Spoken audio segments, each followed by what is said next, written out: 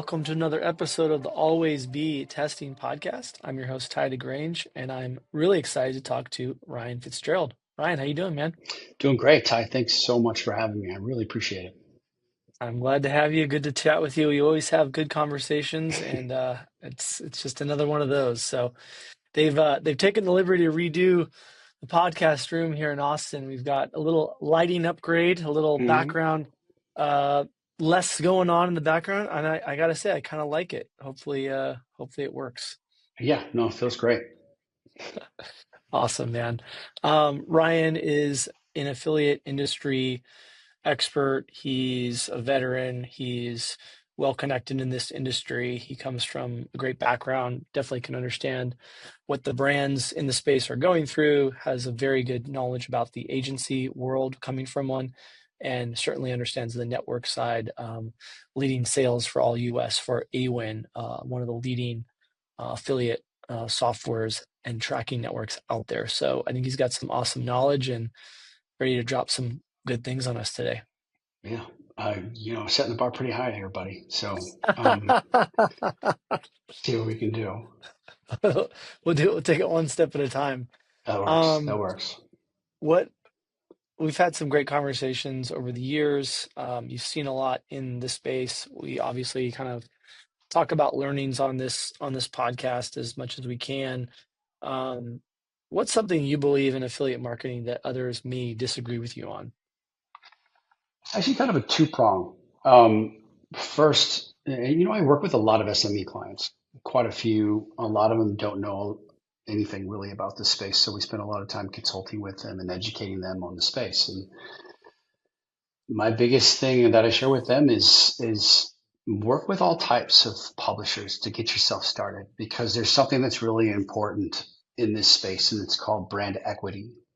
And um, that especially when it comes to the publishers and the type of partnerships that we have in a network like AWIN. So building up that brand equity is going to come with time, but also come with success metrics, right? So creating relationships with all types, including the cashback and coupon sites, especially initially, is a great way to grow that brand equity, excuse me, and of course, revenue.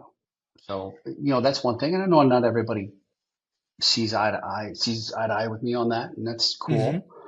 Hmm. But it is something that I tell almost every Tizer when they ask, what Yep. the best strategy is. Yeah. I think that's a really fascinating one.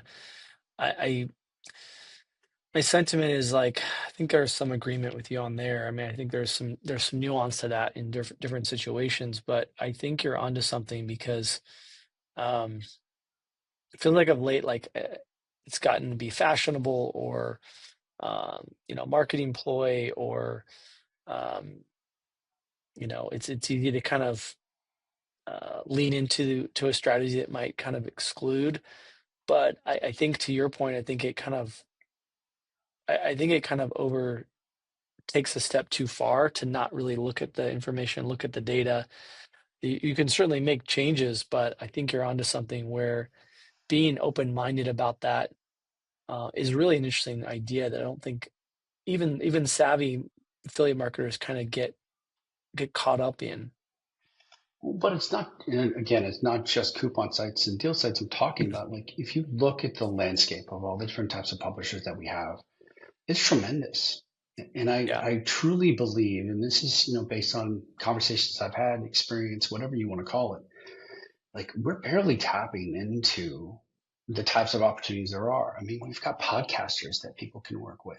I mean, we've got, so many variances of all these different marketers that Yep. are out there just to, help you sell your brand. And I Yep. think people can tend to take sort of a shallow approach and have Yep. one dimension, which I think is really important to have multiple dimensions, especially with a new program.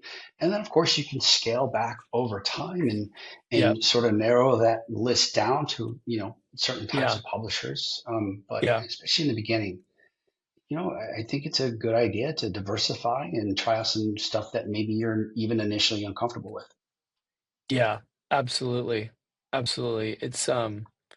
And I think the brand equity thing is interesting, right? I'm curious to hear more about your what maybe some of the things you've observed there as it relates to, being being open to the various partner types, like you alluded to. I mean, I want to say there's like, 15 or so.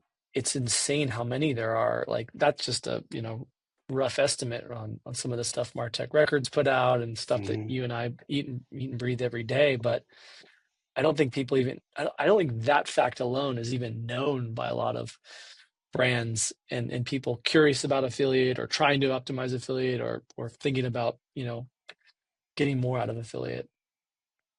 Yeah, I mean, again, for me, brand equity comes from, creating the right partnerships, growing your brand online. But other publishers are going to take notice if you're Mm-hmm. working with other particular publishers that are similar, for instance, Hmm. or, they'll be able to see metrics when they consider you as an advertising partner with an AWIN or any other network that says, here's how they're doing. Like that here's how they're doing stuff is important. It's part of that, again, that equity that you're going to want to build with these publishers, especially when you look at top of funnel publishers. You look at Yeah. with content or influencers, they're going to want to know, is this a legit brand?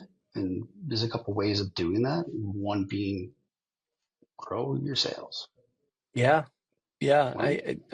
It takes all types, and it's almost similar to me, um, when we counsel brands that might be emerging or considering affiliate, like having some validation on, paid social, paid search. Um, there's a lot of other factors that go into like, okay, are you ready for affiliate? And in some ways, I think it's almost analogous to your point of like being open to some of those other affiliate business models that maybe you wouldn't be initially, or you have some concerns or questions about. Those are fine to have those questions, but I think, to be able to build up some of that, revenue, brand equity Hmm. data, just to get a sense of what's coming through, um, because I think that until you have that, it's hard to really make those judgment calls, to your point. Yeah. Yeah, very interesting. Very interesting. Um, Obviously, you're talking to a lot of different types of brands. You're seeing a ton of interesting insights. I know, Awin has done a great job of educating the community about the different partner types. You guys have a lot of exciting things going on.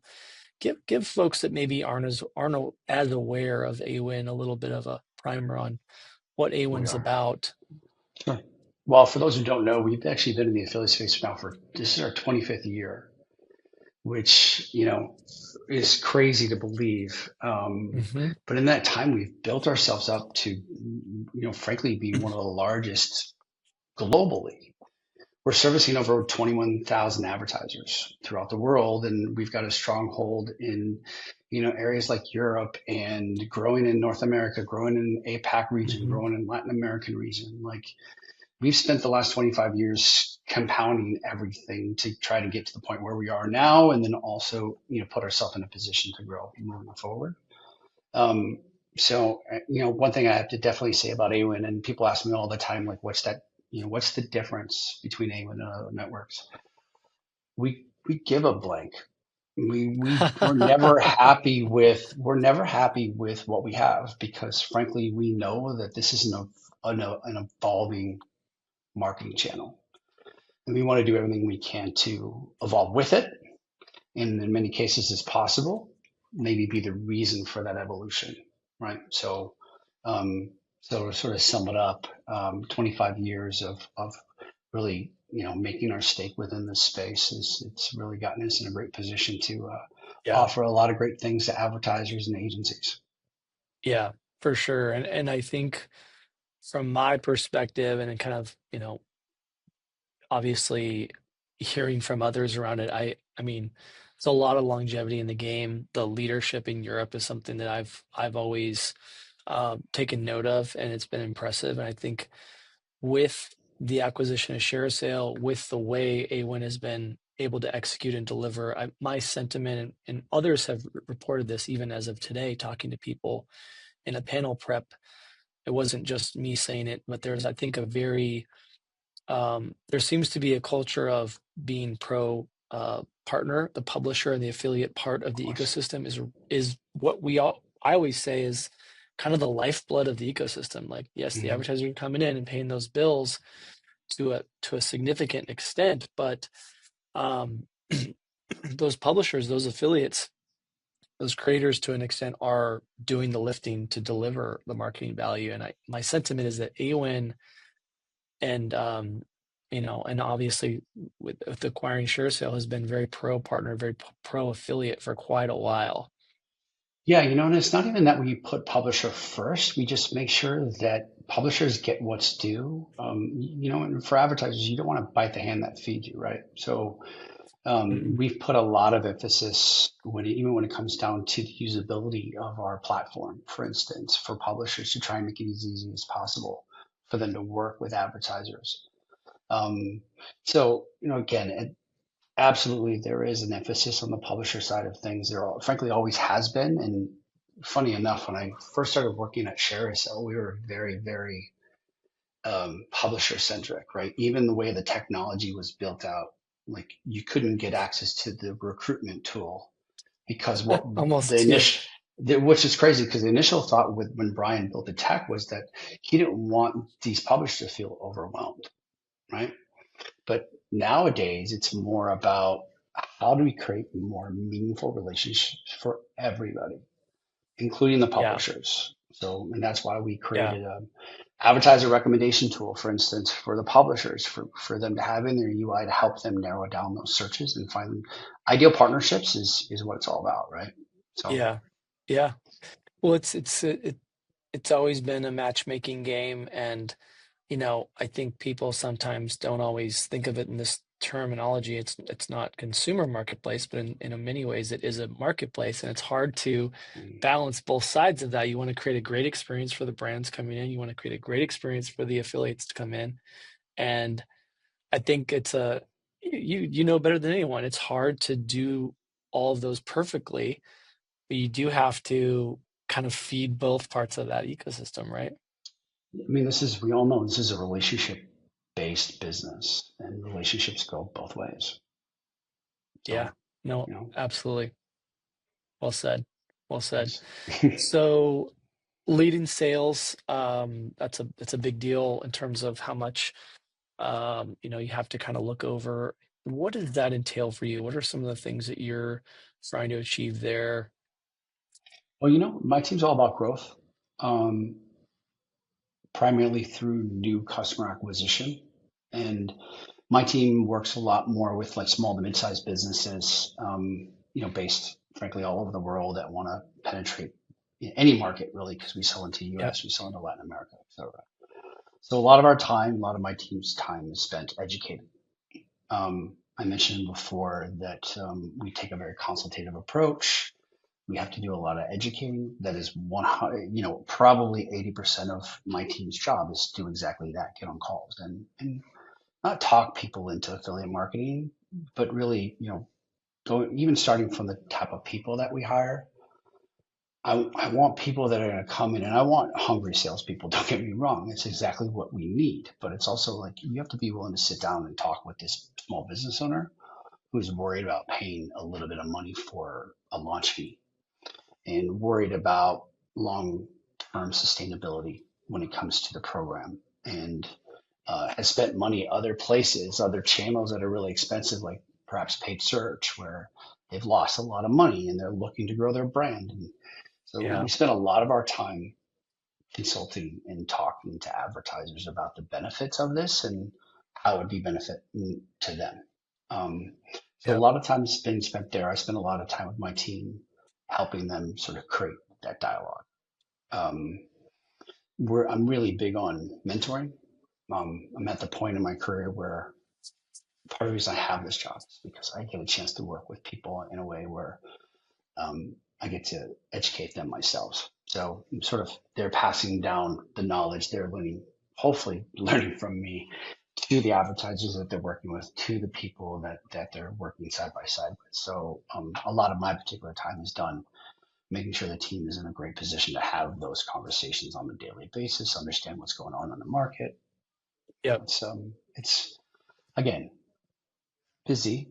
It's great. It's very people Yeah. driven, and it's Yeah. probably the thing I love most about it. That's awesome. What are just maybe drilling down on that topic a little bit more because I think it's important. Like, what are there some learnings that maybe have come up for you, either recently or in your career around kind of that mentorship or kind of what it means to kind of educate a brand that's trying to make sense of this channel that kind of are top of mind to you that you want to share with the audience? What are some of those thoughts that are kind of coming up?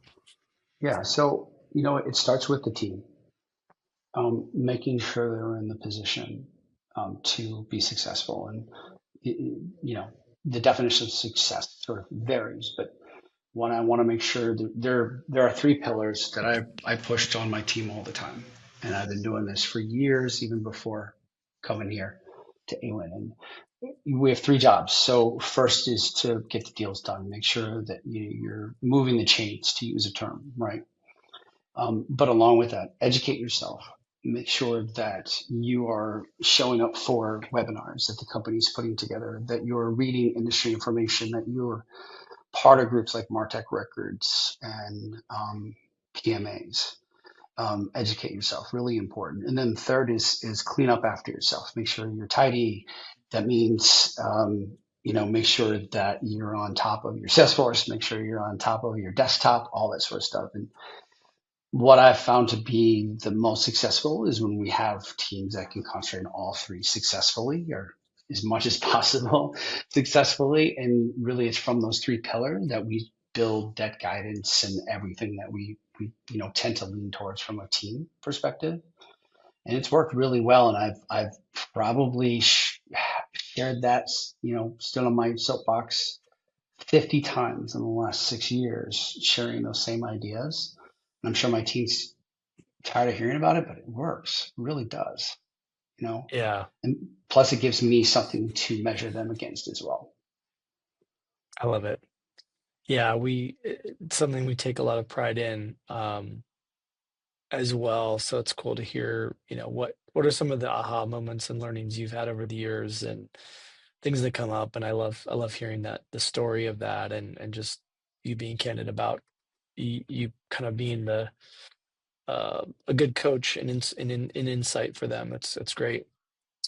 Yeah, I Um, mean, I like I say all the time that my success is directly related to the success of my team. So, for instance, if they go from my team to another because they've, you know, had an opportunity to grow within the organization, that feels good. That's what I get up for is for those types of opportunities. yeah, yeah, that's awesome. And in a win, there's certainly a lot of variety and opportunity to explore and progress through a variety of fields. So that's great.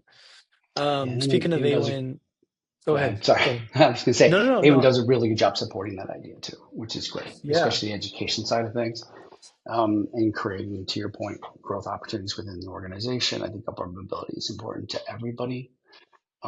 Yep. So I definitely want to give Awen their credit because I couldn't do what I'm doing without the support that I get. Yeah. No, it's huge. It's a good call out. And you guys got a lot of things in the hopper, a lot of excitement, a lot of interesting things happening. We just started rolling out, I believe, the Carousel upgrade. Can you give us a little bit Yes, of it's background great. on that? Yeah, it's awesome. I mean, it's been in the works for a long time. I think, depending on who you ask, but it's been going on for at least the time that I've been with Eamon and ShareSale. So we actually just rolled out our first batch of advertisers that we're going to be putting through the upgrading process. Again, huge shout out to the teams that have helped facilitate all of this and gotten us to where we are now. And there's a lot of people involved, a lot of departments, a lot of time, a lot of resources. To Awen's credit, they waited for the right time to do it to make sure all of our ducks in a row. And now that they are, we're starting to take some inroads, which is great.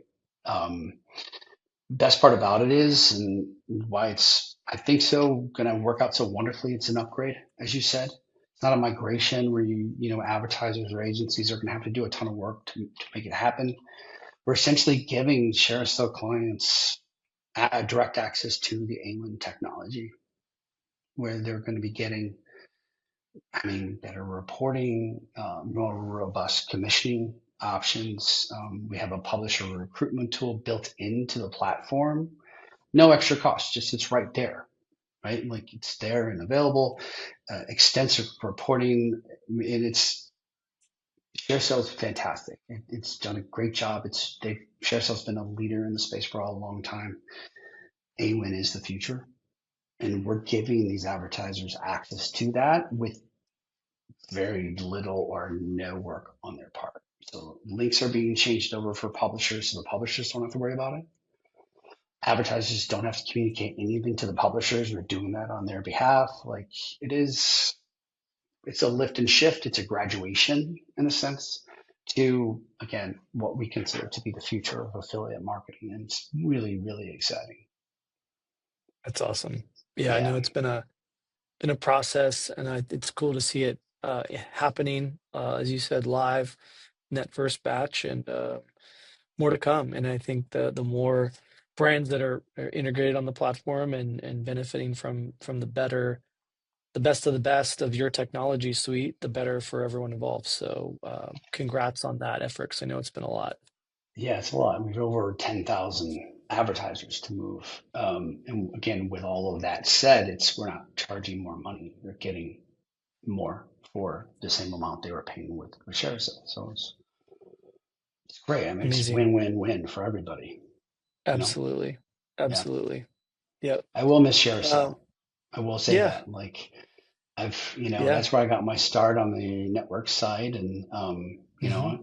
ShareSale had a hell of a run. But Yeah. Awin is definitely in the right position to take over the market consideration from Carousel and times whatever. Right? So Yeah.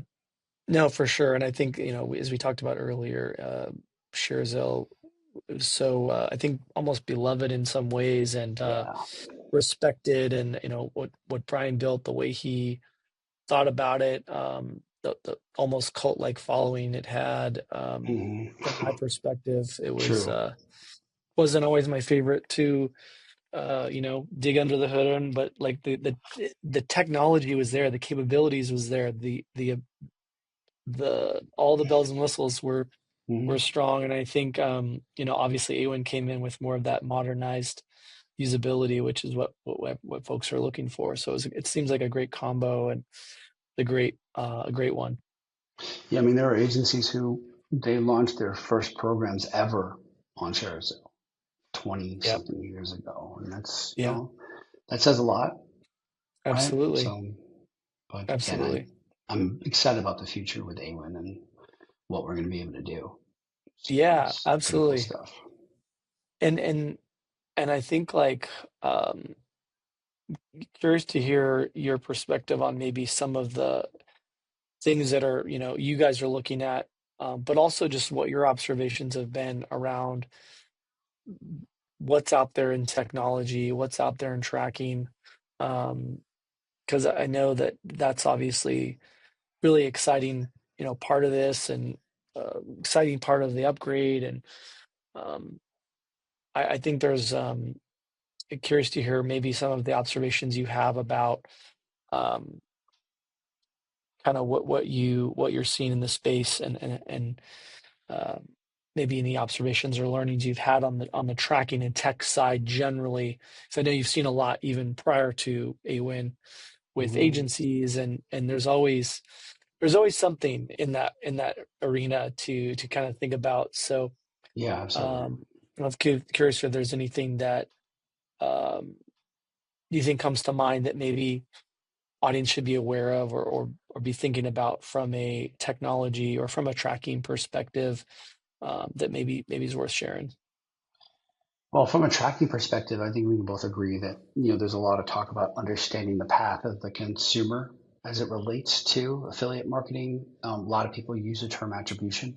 Um, And I think there's, a couple ways of looking at it. And one of the things that we've started to do is create more transparency around those transactions from a beginning to end perspective, like showing where in the clickstream an affiliate comes into consideration when there's a track sale, and the other channels that are associated as well. Because again, we both know that it's not just affiliate, it's paid search, it's organic, it's influencers, all of that, right? So I think to me, the whole idea of attribution is sort of grown more into intelligence and creating more of an identity for each one of those transactions to give you an idea of where these other channels can come into play, not just, what's happening with that last click, but how Hmm. did they get there, right? And again, oftentimes, because we know with cookie windows, it's not affiliated as that last click, but they're included in that 30-day window, whatever the case may be. But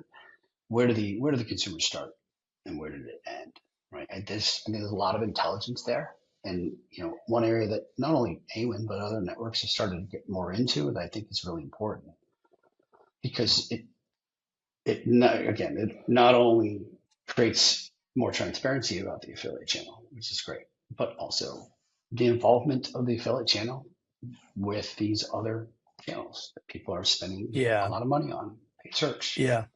you know, Yeah. uh, paid social, stuff like that, right? So to Yeah. me, I think the intelligence of knowing how AWIN interacts in a way with these other channels is super, super important and something that everyone's talking about it. I think we're going to see some even further production around that as things Yeah. move forward. I get excited that because I think it removes, I think, a lot of the false skepticism of affiliate marketing. Hmm. And I think that we can kind of move beyond a lot of that has kind of been baggage, if you will, to this industry. Some of it understandably, some of it sort of not really fair, but I think that excited to see the collective of affiliate marketing continue to be like, we have the visibility, we can see how it interacts. Let's let the best marketing touch point win to some extent.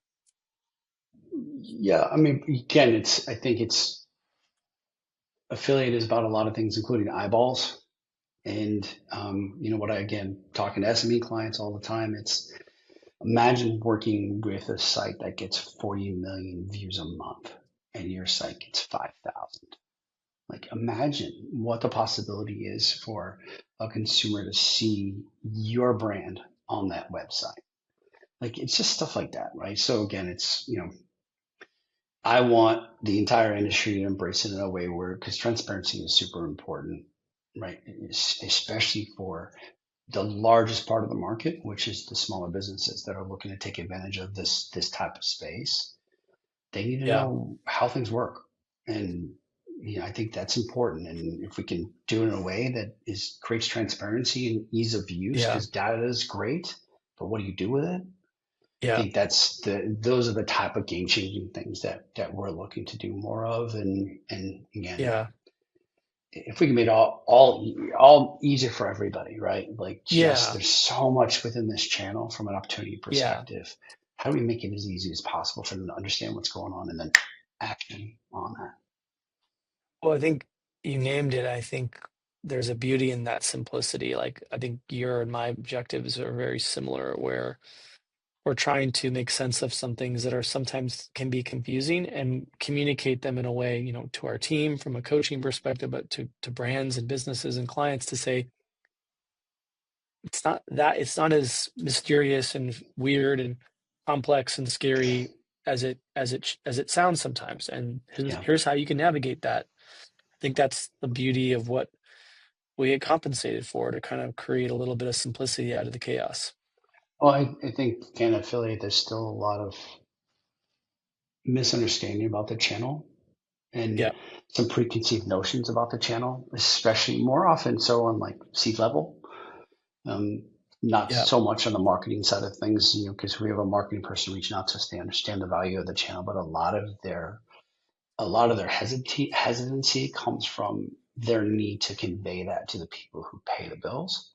yeah, So if we can, continue to figure out a way to um, drive those results and create information that's going to be transparent and easy for that marketing person to go to that C-level person and say, hey, this is what's happening. And I think that's what's going to help create a little bit yeah, more of that yeah, awareness of the yeah, channel and, a little less yeah. of that preconceived notion. You've talked to so many brands. Is there something you've kind of maybe learned that sort of is the most the thing that unlocks it the most for the C level or for other stakeholders that are maybe not informed or hesitant about affiliate? It's a little inside baseball, but I'm curious to know what maybe you've found to be helpful to kind of enlighten them or maybe move them down that path towards enlightenment of understanding affiliate more clearly. I find what works the best is sharing information for like advertisers and success against it. So and that actually works quite a bit where, you've got a hesitant advertiser for one reason or the other, especially if it's at C level or business owner or wherever the case may be.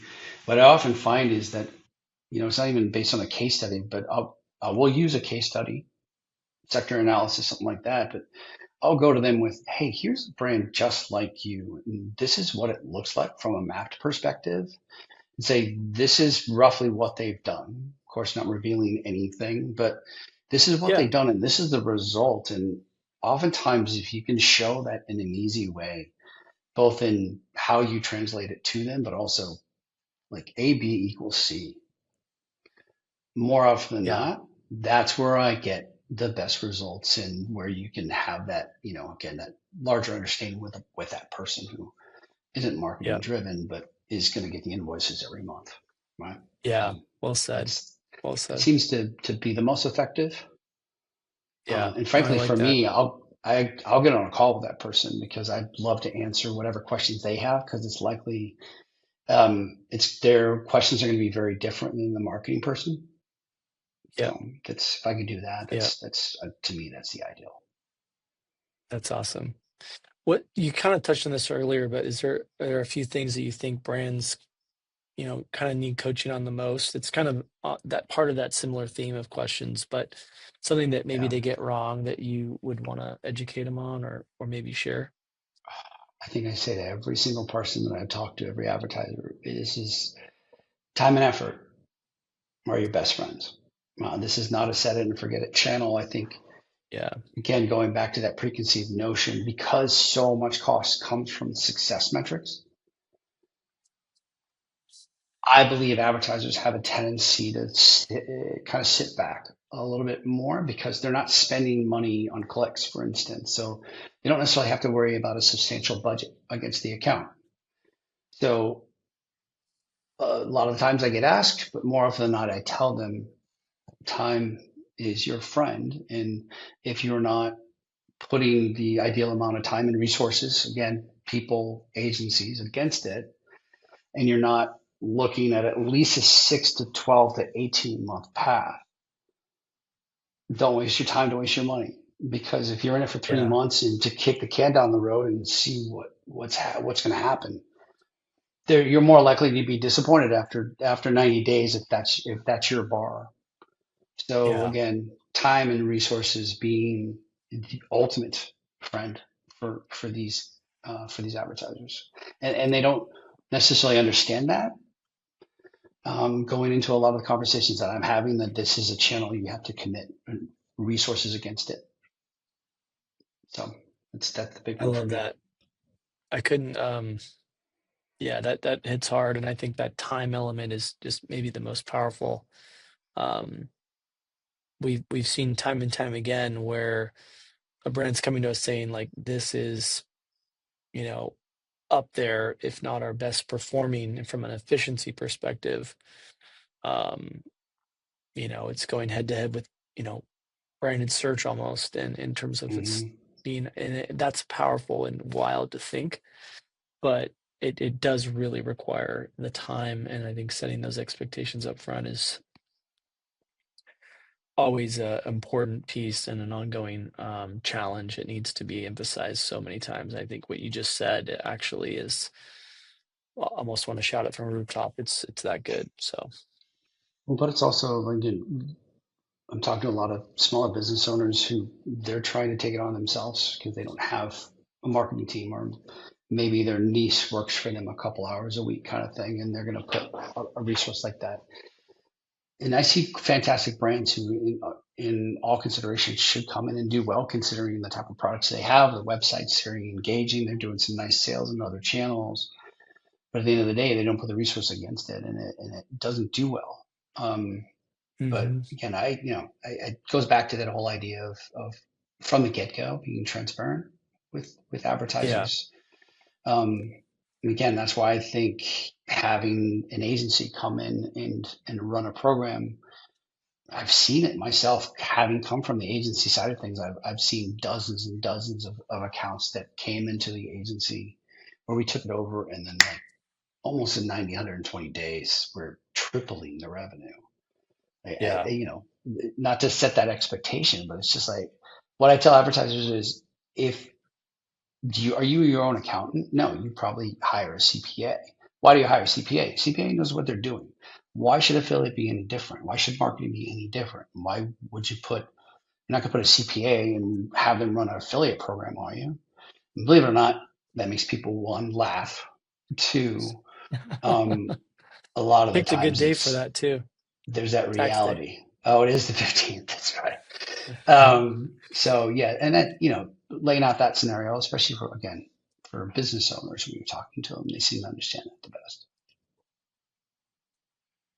Yeah, I think that, and when you think about SMB, how are you defining that, if from what you can share? I'm just curious because I think it does present a very different case than the enterprise conversation.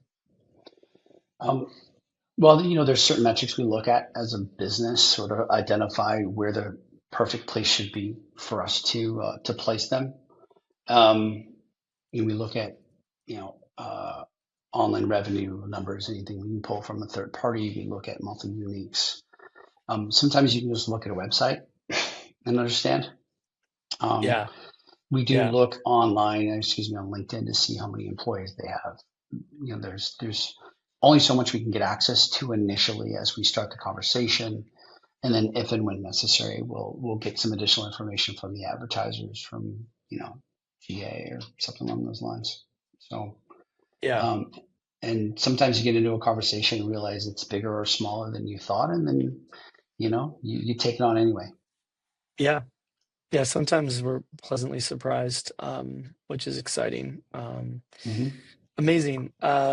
So, some good stuff, Ryan, and a lot more to get into. Some really good learnings just from your career, from the agency side, from the network side. A lot of good stuff popping at AWIN, and more to come. I know. Coming down the home stretch, would love to go through some Ryan questions. You got any book Great. recommendations for us?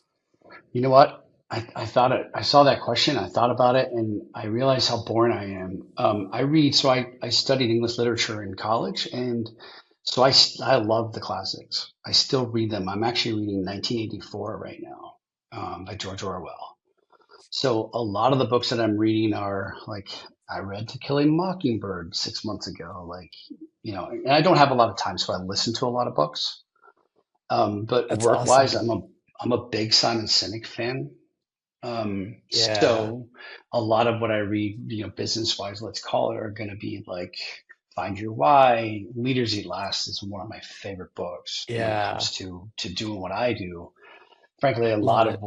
what I've applied to who I am as a manager or director, whatever, is stuff that I read from Simon's books, and his Yeah, TED Talks and all that stuff too, right? So classics, great. All Man in the that's Sea, cool. love that book. It's a beautiful book, Amazing, right? So, amazing. yeah, it made me realize I probably need to get up to the times a little bit and maybe read something that was I written, don't know, man. after 2010. I don't know, So, man. I think you make a phenomenal case for that. Uh, I've got I revisited 1984 not too recently, and I have a lot of classics on the shelf that I have not read yet, and so I think it's a mm. cool reminder and inspiration to not forget about those and to keep them not too far away. That's a really good one. I like that. A lot of the reason I started reading them again is because my kids are reading them in school. I've got two in high school, and Oh yeah. like for instance, To Kill a Mockingbird, my freshman read in his English class, so I read it along with him, so he and I could talk about it. And That's it's actually awesome. one of my favorite books and one of my favorite movies. Wow. So like Wow.